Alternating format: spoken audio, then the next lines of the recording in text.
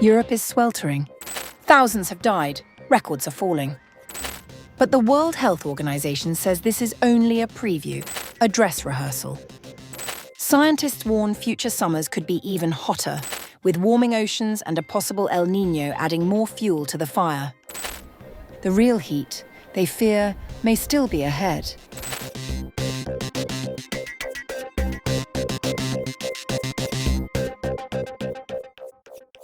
As Europe battles one of its most intense heat waves on record, the World Health Organization is warning that the continent may be getting a preview of even hotter summers ahead. June has already become one of the hottest months ever recorded in Europe, with temperatures breaking records across multiple countries and driving a sharp rise in heat-related deaths.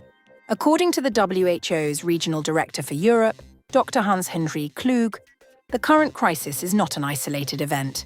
This heat wave is a dress rehearsal. Europe is warming at more than twice the global average, and heat waves are no longer one-off freak events.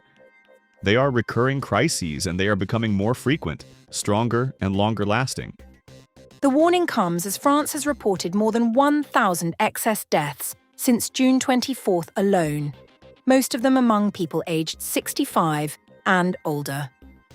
Emergency call volumes have risen by as much as 50% in some French cities. In Spain, the country's mortality monitoring system has estimated 892 heat-associated excess deaths in June. Dr. Klug said every summer that governments fail to prepare for is a summer paid for in lives.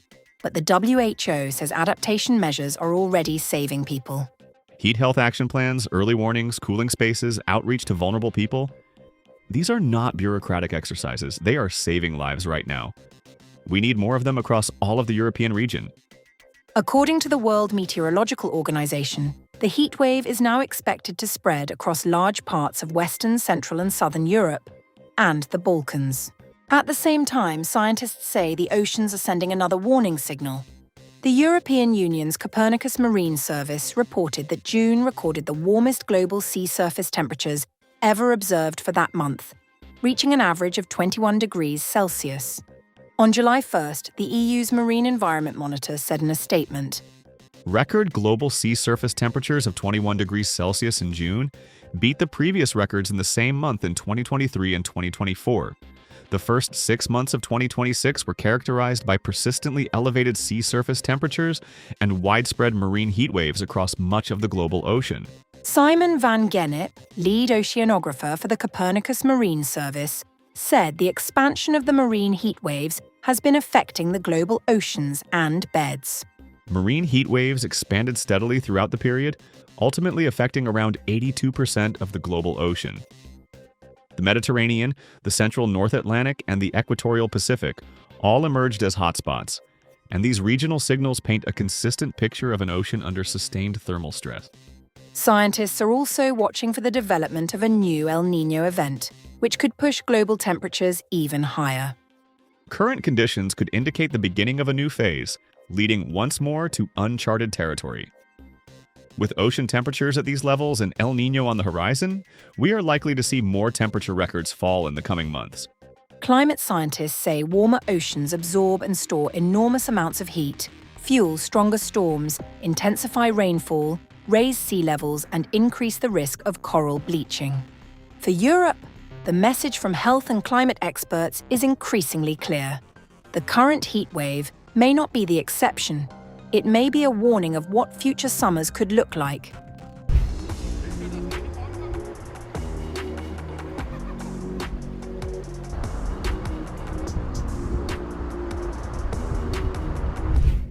A scorching heat wave has pushed Germany past its breaking point this week, melting roads, buckling tram tracks, and exposing how unprepared the country's hospitals are for extreme heat. For 3 consecutive days, Germany broke its own temperature records, with the high-pressure system finally beginning to shift east on June 28th. The German Weather Service provisionally recorded 41.7 degrees Celsius in a small rural settlement in Brandenburg, while so-called tropical nights, where temperatures never dip below 20 degrees, offered residents no overnight relief. I only have an electric fan. I will close the windows during the day and open them at night. I also draw the curtains during the day to prevent the sun from shining directly in. That's all, and there aren't really any other solutions. The damage has not stayed confined to the heat itself. Stretches of motorway across Brandenburg and Saxony-Anhalt remain closed, their surfaces cracked under the strain, while drivers have been warned off the usually busy A2.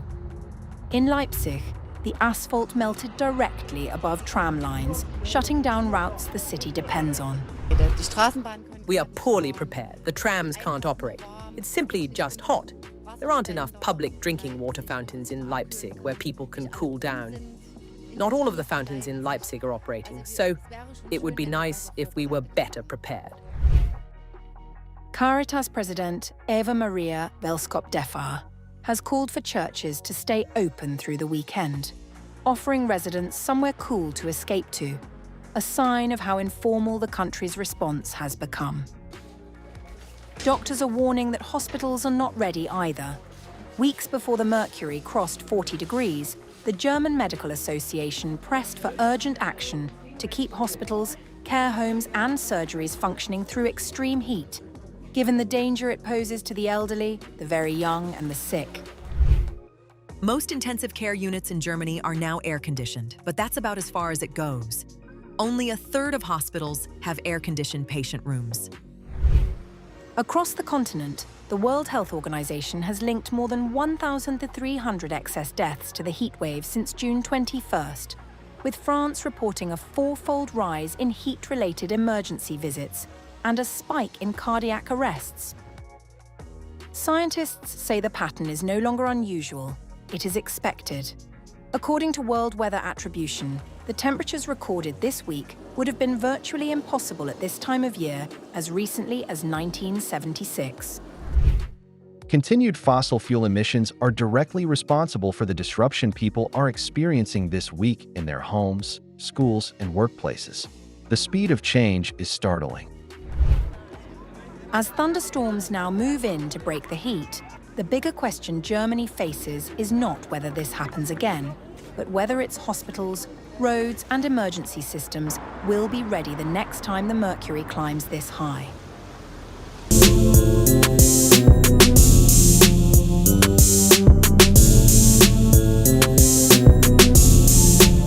When temperatures climb to 43 degrees Celsius, many people assume the experience should be the same anywhere in the world.